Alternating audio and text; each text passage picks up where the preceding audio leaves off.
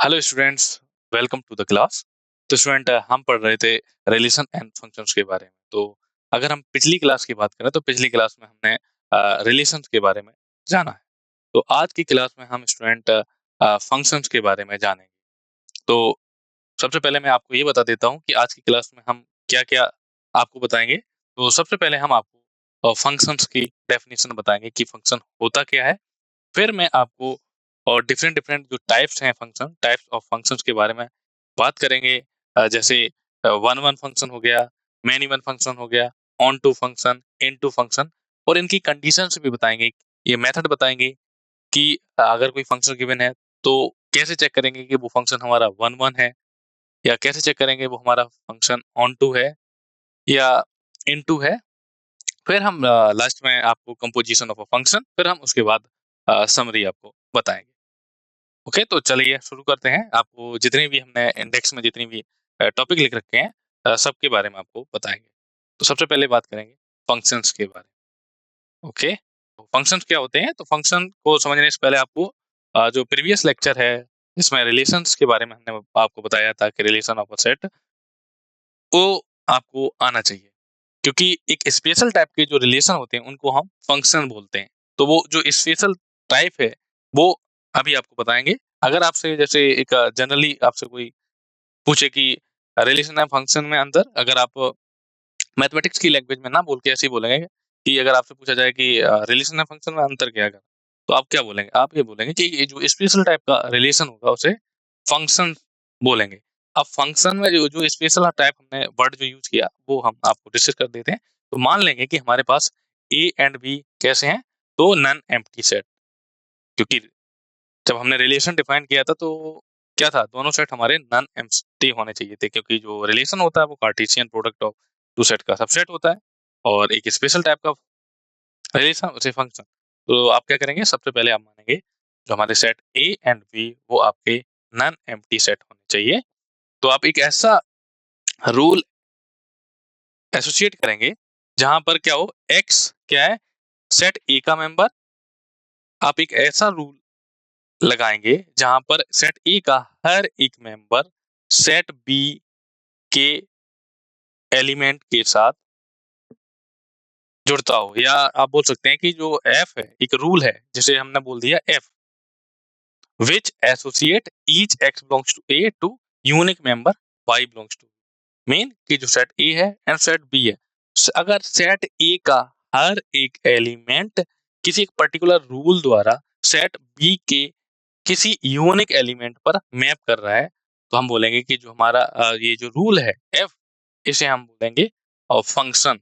तो फंक्शन का नोटेशन क्या है कि F such that A to B. ठीक है, ये एफ है, ये आपका एक फंक्शन को रिप्रेजेंट करता है। F such that A to B, ये फंक्शन कब कहलाएगा? जब सेट ए के हर एक एलिमेंट की आपको जो मैप मिल रही है, हर एक मैप क्या है आपका, एक रूल है। जब आपको एक्स के ए के हर एक एलिमेंट की आपको कोई यूनिक मैप मिल रही है, यूनिक इमेज मिल रही है, और सेट ए के हर एक एलिमेंट की आपको इमेज मिलनी चाहिए। ये भी ध्यान रखना होगा इसमें कि आपके पास दो सेट हैं F such that A to B, इसे फंक्शन कब बोलेंगे? जब सेट ए के हर एक एलिमेंट की आपको इमेज मिलनी चाहिए। मीन सेट ए का हर एक एलिमेंट बी के किसी ना किसी सेट के साथ मैप होना चाहिए, और जो मैप है वो कैसी होनी चाहिए? यूनिक। मीन जो सेट ए का हर एक एलिमेंट सेट बी के यूनिक एलिमेंट के साथ मैप होना चाहिए। तो मैं आपको जब एग्जांपल्स एंड क्वेश्चन करवाएंगे तब आपको अच्छे से समझाएंगे। ओके, तो ये स्टूडेंट ये है ए, इसको हम बोलते हैं डोमेन, या आप बोल सकते हैं प्रांत। और जो सेट बी है इसे हम बोलते हैं कोडोमेन। तो अगर आपको ऐसे लिखा मिले F such that A to B, तो आपको बोला गया ये फंक्शन है, तो ए आपको आप ए को बोलेंगे फंक्शन की डोमेन है, और बी क्या है? फंक्शन की कोडोमेन। नेक्स्ट है कि जो आपका डोमेन है, तो जो डोमेन है, डोमेन को हिंदी में प्रांत बोलते हैं। तो प्रांत डोमेन ए की जो सभी एलिमेंट्स हैं उनकी जो प्री इमेज है या इमेज है, अगर प्री इमेज वर्ड की यूज हुआ है तो प्री इमेज को हिंदी में पूर्व प्रतिबिंब बोलेंगे, बट यहाँ पर प्रतिबिंब है। तो जैसे मान लो सेट ए का हर एक एलिमेंट सेट बी के साथ मैप हो रहा है, मीन सेट ए के हर एक एलिमेंट की आपको इमेज मिल रही है। अब वो इमेज कैसी होनी चाहिए? यूनिक। तो अगर सेट ए के हर एक एलिमेंट को आपको यूनिक इमेज मिल रही है, तो the set of all images of domain, तो उसे क्या बोलेंगे हम? रेंज बोलेंगे। कि आपने क्या किया, सेट ए के सारे एलिमेंट ले लिए और उनकी इमेज लिख ली, इमेज निकाली एक एक करके। इमेज आने के बाद आपने जो भी इमेज आई है आपको उसको एक सेट के फॉर्म में लिख दिया, तो वो हो जाएगा आपका एक रेंज। तो जो रेंज होती है स्टूडेंट, उसे हम आर सफिक्स एफ के द्वारा डिनोट करते हैं। तो जो रेंज ऑफ एफ होती है वो आपकी कोडोमेन की सबसेट होती है। फिर सुनेंगे कि जो रेंज ऑफ एफ होती है वो आपकी कोडोमेन की सबसेट होती है। कोडोमेन को सी सफिक्स एफ से डिनोट करते हैं और डोमेन को डी ऑफ एफ से, मींस डोमेन ऑफ एफ ऐसे पढ़ेंगे, कोडोमेन ऑफ एफ इसे पढ़ेंगे रेंज ऑफ एफ। अब कुछ इंपोर्टेंट पॉइंट है। तो इंपोर्टेंट पॉइंट क्या है? A relation will be a function if no two distinct ordered pair have the same first element. तो पहला इंपोर्टेंट नोट है कि कोई भी रिलेशन है, अगर आपको कोई रिलेशन दिया गया है, मैंने बोला ना था स्टार्टिंग में कि एक स्पेशल टाइप का जो रिलेशन है उसे फंक्शन बोलेंगे। तो रिलेशन के फॉर्म में अगर हम सेट की डेफिनेशन की बात करें, तो जो आपको रिलेशन दिया गया है, तो रिलेशन में क्या होना चाहिए? रिलेशन को हम फंक्शन कब बोलेंगे? रिलेशन में जो आपको ऑर्डर पेयर दिए गए हैं, अगर कोई भी आपको सेट ए के दो एलिमेंट, सेट ए के एक एलिमेंट की दो इमेज नहीं मिलनी चाहिए। मीन आपको अगर कोई ऑर्डर पेयर गिवन है, मान लिया कि 1 2 और 1 4, तो ये क्या है? आप देख सकते हैं कि दो ऑर्डर पेयर हैं जिनके फर्स्ट एलिमेंट सेम है। अगर आपको कोई रिलेशन दिया गया है और रिलेशन में ऑर्डर पेयर होते हैं, तो अगर आपको कोई भी ऐसे दो ऑर्डर पेयर मिल जाते हैं जिनके फर्स्ट कंपोनेंट क्या हो? सेम हो। अगर दो ऑर्डर पेयर के फर्स्ट कंपोनेंट अगर सेम हो गए तो हम उसे फंक्शन नहीं बोलेंगे। तो दोनों ऑर्डर पेयर हैं उनके फर्स्ट कंपोनेंट क्या होने चाहिए? डिफरेंट डिफरेंट, मतलब हर एक डिफरेंट एलिमेंट की जो इमेज है वो डिफरेंट होनी चाहिए। ऐसा नहीं हो कि एक एलिमेंट की दो इमेज हो, ऐसा पॉसिबल नहीं है फंक्शन के केस में।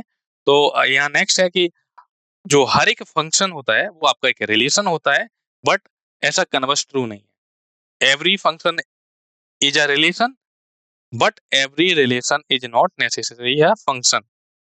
हर एक फंक्शन एक आपका रिलेशन होता है, बट हर एक रिलेशन आपका एक फंक्शन नहीं होता। नेक्स्ट है कि अगर आपसे पूछा जाए, जैसे मान लिया ये आपका फंक्शन गिवन है कि F such that A to में डिफाइन है, तो अगर आपसे पूछा जाए कि ये जो सेट ए है ये आपका एक फाइनाइट सेट है। फाइनाइट सेट मींस जिसमें नंबर ऑफ एलिमेंट क्या हो? फाइनाइट हो। और सेट बी है जिसमें भी ये भी आपका फाइनाइट सेट है। अगर आपसे पूछा जाए कि सेट ए से सेट बी के बीच में आप कितने नंबर ऑफ फंक्शंस को, कितने टाइप से फंक्शन लिख सकते हैं, नंबर ऑफ फंक्शंस अगर आपसे पूछा जाए सेट ए से सेट बी तक, जहां पर आपका set A and set B दोनों आपके फाइनाइट सेट हो, तो टोटल नंबर ऑफ फंक्शंस क्या हो गया? या फलनों की संख्या बोल सकते हैं, number of element in B की power number of element in A. Okay, तो आई होप आपको फंक्शन की डेफिनेशन समझ में आई हो। चलिए अब डिफरेंट टाइप्स ऑफ फंक्शंस के बारे में बात करेंगे। तो सबसे पहले हम बात करेंगे, आपको बताएंगे वन वन फंक्शंस के बारे में। तो वन वन फंक्शन क्या होते हैं कि मान लिया कि हमारे पास एफ कोई फंक्शन है जो कि डिफाइंड है सेट ए से सेट बी तक, और ये आपको पता है कि सेट ए एंड बी दोनों आपके नॉन एम्प्टी सेट होंगे। ये आप ऐसे लिख सकते हैं F such that A to B, जहां पर ए को हम क्या बोलेंगे student? Domain of F. B को बोलेंगे को डोमेन ऑफ एफ। तो अगर आपको फंक्शन इस टाइप से डिफाइन है, इस फंक्शन को हम वन वन फंक्शन या एक ही फंक्शन कब बोलेंगे? जब सेट ए के डिफरेंट डिफरेंट एलिमेंट की क्या हो? Image different. सेट ए के हर एक एलिमेंट की जो डिस्टिंक्ट एलिमेंट है उनकी जो इमेज है या प्रतिबिंब है वो कैसे होनी चाहिए? डिस्टिंक्ट होने चाहिए।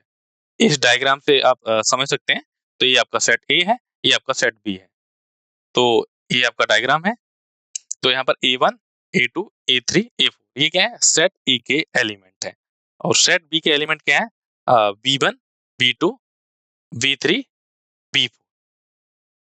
और ये एफ है, एक आपकी फंक्शन है, ठीक है। तो क्या डेफिनेशन है कि सेट ए के जो डिस्टिंक्ट एलिमेंट है उनकी जो इमेज है वो क्या होनी चाहिए, डिफरेंट होनी चाहिए। जहां पर यहाँ से देख सकते हैं कि ए वन किस पे मैप कर रहा है, बी टू पे मैप कर रहा है, ए वन मैप कर रहा है बी टू पे, ए टू मैप कर रहा है बी वन पे, ए थ्री मैप कर रहा है बी फोर पे, और ए फोर मैप कर रहा है बी थ्री पर। तो यहाँ से देख सकते हैं आप स्टूडेंट की जो सेट ए के या डोमेन के डिस्टिंक्ट एलिमेंट्स की जो आपको इमेज मिल रही है वो क्या मिल रही है, डिस्टिंक्ट मिल रही है, ठीक है। या हर एक सेट की, हर एक जो आपका सेट ए है उसकी डिफरेंट डिफरेंट एलिमेंट की आपको जो इमेज मिल रही है वो डिफरेंट। तो इस टाइप के फंक्शन को हम बोलते हैं वन वन फंक्शन। ये तो आपने डायग्राम से समझ लिया कि अगर आपको कोई सेट फाइनाइट गिवन है तो उस केस में आप ऐसे डायग्राम बना के आप फंक्शन को बता सकते हैं कि ये आपका फंक्शन वन वन है या नहीं। ओके, अब बात आती है कि हम इसे चेक कैसे करेंगे। अगर हमारे पास कोई सेट, अगर फाइनाइट सेट नहीं दिया गया है वो, तो हम कैसे पता करेंगे कि जो हमारा फंक्शन है वो वन वन है या नहीं। तो चलिए इसे समझते हैं। तो मेथड्स देखते हैं। तो दो मेथड्स हैं। अगर आपके पास फाइनाइट सेट गिवन है तो आप जो हमने आपको प्रीवियस बताया है कि डायग्राम बनाइए, और अगर आपके डोमेन के डिस्टिंक्ट एलिमेंट की अगर आपको डिस्टिंक्ट इमेज मिल जाए तो हम बोल देंगे कि जो हमारा फंक्शन है वो कैसा हो गया, वन। अगर आपको जो सेट जो डोमेन एंड कोडोमेन अगर आपके फाइनाइट सेट नहीं है तो उस केस में आप क्या करेंगे, सेकंड मेथड क्या कर सकते हैं आप, कैसे चेक कर सकते हैं आप कि यदि f of x equal to F of Y, अगर आप f of x equal to F of Y लेते हैं और आप को ये मिल जाता है x इक्वल टू वाई, तो हम बोलेंगे कि जो हमारा फंक्शन है f वो कैसा है, वन वन फंक्शन या एक ही फंक्शन है। यदि f of x equal to F of Y this implies x equal to Y, तो हम बोलेंगे हमारा फंक्शन कैसा है, वन वन फंक्शन। चलिए अब हम सेकंड मेथड क्या है कि अगर आपको कोई फंक्शन का ग्राफ दे दिया गया है या अगर आपको कोई ग्राफ दिया गया है तो उसे कैसे चेक करेंगे कि ये जो ग्राफ है ये हमारा वन वन फंक्शन है या नहीं है। जैसे फंक्शन के ग्राफ आपको इस टाइप से दे रखे हैं, तो ये मैंने एग्जांपल के तौर पे लिया है। तो अगर आपके पास कोई फंक्शन का ग्राफ दिया गया है और आपसे पूछा जाए कि ये जो फंक्शन का ग्राफ है ये वन वन है या नहीं है, तो उसके लिए का टेस्ट बोलते हैं हॉरिजॉन्टल टेस्ट, या आप बोल सकते हैं हॉरिजॉन्टल टेस्ट में आप क्या करेंगे कि आप जो भी फंक्शन है उसका ग्राफ बनाएंगे और क्या करेंगे, पैरेलल लाइन खींचेंगे एक्स एक्सिस की पैरेलल लाइन। तो एक्स एक्सिस ये आपकी रही, एक्स एक्सिस के पैरेलल लाइन आप क्या करेंगे, खींचेंगे। तो अगर आप ये का डेफिनेशन देखें तो a function is one one if and only if no line parallel to X axis meets the graph of function at more than one point. तो अगर आपके पास कोई फंक्शन गिवन है, आपने उसका ग्राफ प्लॉट किया, तो हॉरिजॉन्टल टेस्ट ये कहता है कि अगर आप एक्स एक्सिस के पैरेलल कोई लाइन ड्रॉ करते हैं और ये जो आपका ग्राफ और फंक्शन एंड जो लाइन आपस में अगर एक से ज्यादा पॉइंट्स पर कट करती है, तो हमारा जो फंक्शन है वो वन वन नहीं होगा। अगर एटमोस्ट वन पॉइंट पर कट करती है, ज्यादा से ज्यादा केवल और केवल एक पॉइंट पर अगर कट करती है, तो हम बोलेंगे कि जो हमारा फंक्शन है वो वन वन है हॉरिजॉन्टल टेस्ट से। जैसे ये समझ लीजिए, ये आपको पहले ग्राफ ये दे रखा है फंक्शन का, तो देखेंगे हमने एक्स एक्सिस के पहले एक लाइन की ड्रॉ करी और ये जो पॉइंट आपको नजर आ रहा है, तो ये क्या है, ये ग्राफ एंड लाइन के बीच का जो इंटरसेक्शन पॉइंट है, ये देख सकते हैं आप केवल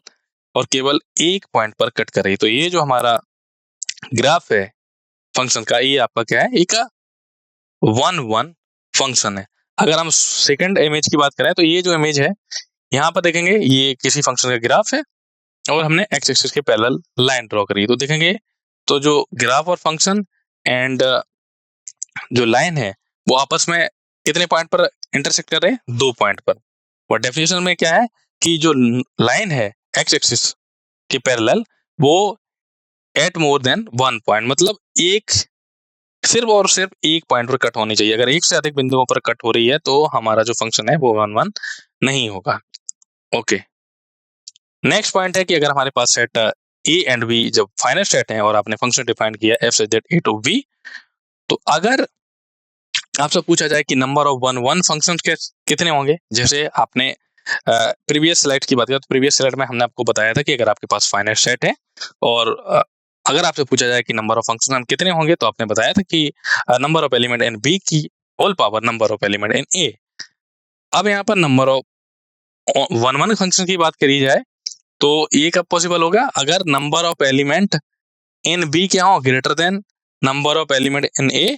तो f of x, number of f of x कितने होंगे, वन वन फंक्शन कितने होंगे, number of element in B, p number of element in A. ये पी परम्यूटेशन वाला कॉन्सेप्ट है, तो इसे आप, ये आपका इंपोर्टेंट फॉर्मूला है, इसे आप नोट कर लेंगे, अदरवाइज जीरो। तो अगर सेट ए से सेट बी तक कोई भी फंक्शन डिफाइन है, और अगर सेट ए की cardinality means number of element, अगर सेट ए के नंबर ऑफ एलिमेंट अगर सेट बी के नंबर ऑफ एलिमेंट से ज्यादा हैं, तो उस केस में आपको एक भी वन वन फंक्शन नहीं मिलेंगे। चलिए अब समझते हैं स्टूडेंट मैनी वन फंक्शन के बारे में। तो मैनी वन फंक्शन हम ऐसे फंक्शन को बोलते हैं जिनमें क्या हो, इफ टू और more elements of a set A have the same image in B. Mean आप देख सकते हैं डायग्राम से समझेंगे, आपके पास सेट ए है, बी है, एक आपका फंक्शन डिफाइन किया गया। सेट ए के एलिमेंट है a1 a2 a3 a4 a5। Set B के एलिमेंट है v1 v2 v3 v4 v5। और देखेंगे सेट ए जो एलिमेंट है a1 इसकी मैप है b5, a2 map a2 element है इसकी मैप है b5। तो देखेंगे आप दो डिस्टिंक्ट एलिमेंट जो है वो सेम इमेज पर, या दो डिस्टिंक्ट एलिमेंट की आपको सेम इमेज मिल रही है, तो हम इस टाइप के जो फंक्शन होते हैं उसे मैनी वन फंक्शन बोलते हैं। मीन डिफरेंट डिफरेंट एलिमेंट की जो आपको इमेज मिल रही है वो सेम मिल रही है, तो ऐसे केस में हमारे पास जो फंक्शन होता है वो मैनी वन फंक्शन होता है। ओके, क्या अब एक क्वेश्चन आता है, क्या many one function one one होता है? तो आपका आंसर आना चाहिए नो। वन वन की कंडीशन थी कि डिस्टिंक्ट डोमेन के डिस्टिंक्ट एलिमेंट की जो इमेज है वो डिस्टिंक्ट आनी चाहिए, बट यहाँ पर क्या है कि डोमेन के जो डिस्टिंक्ट एलिमेंट है उनकी आपको इमेज क्या मिल रही है, सेम मिल रही है। तो ये जो हमारा फंक्शन है ये कैसा है, ये आपका है मैनी वन फंक्शन। नेक्स्ट है ऑन टू फंक्शंस के बारे में बात करेंगे।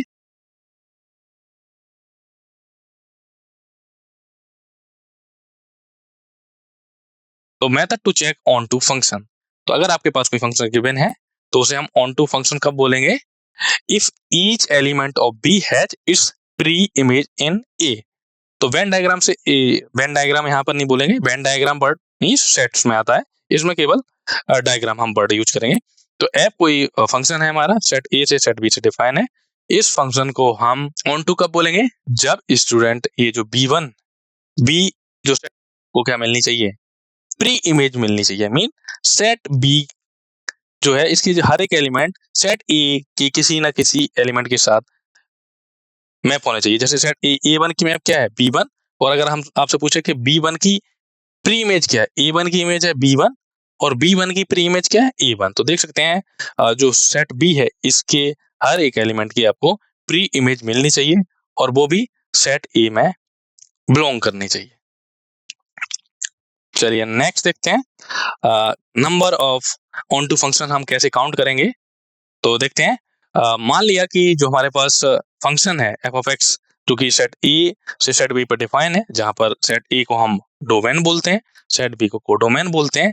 और अगर स्टूडेंट आपको ये मिल जाए, अगर आपने जो फंक्शन है आपने उसकी अगर रेंज फाइंड कर ली, तो अगर फंक्शन की रेंज कोडोमेन के इक्वल आ गई, तो हम बोलेंगे कि जो हमारा फंक्शन कैसा है, ऑन टू। नेक्स्ट पॉइंट है कि अगर आपके पास कोई भी ऑड डिग्री पॉलिनोमियल है, क्या है, ऑड डिग्री पॉलिनोमियल है, वो हमेशा क्या होगा, ऑन टू होगा। नेक्स्ट पॉइंट है कि अगर आपके पास एक फाइनाइट सेट है, number of onto function that can be defined from a finite set A containing n elements onto a finite set B containing 2 elements, means हमारे पास कोई फंक्शन है f such that a to b जहां पर set A की cardinality है n, set B की cardinality है 2।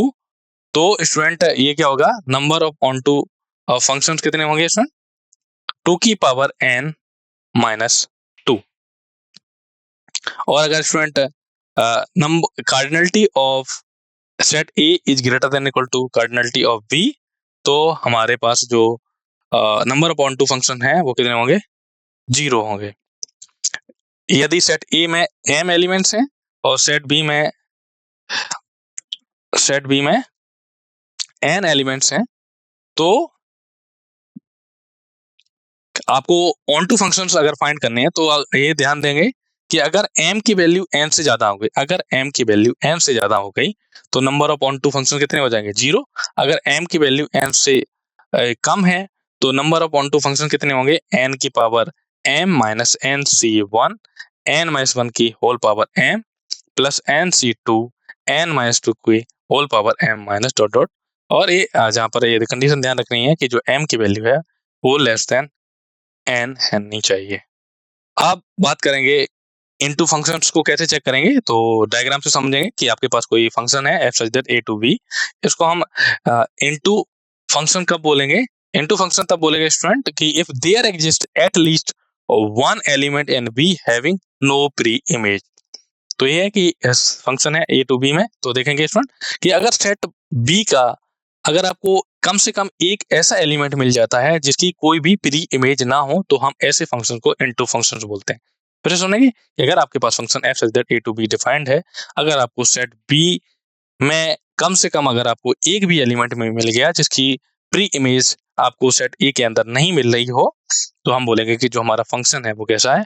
Into functions है। अब बात आती है बाइजेक्टिव फंक्शंस की। तो स्टूडेंट ऐसे फंक्शंस जो 1 1 एंड ऑन टू बोथ हों तो हम ऐसे फंक्शंस को बोलते हैं, क्या बोलते हैं? बाइजेक्टिव फंक्शन या एक एक ही आच्छादी फंक्शन। तो यहाँ पर आपका होना चाहिए आच्छादी। चलिए नेक्स्ट देखते हैं, कंपोजिशन ऑफ फंक्शंस के बारे में बात करेंगे।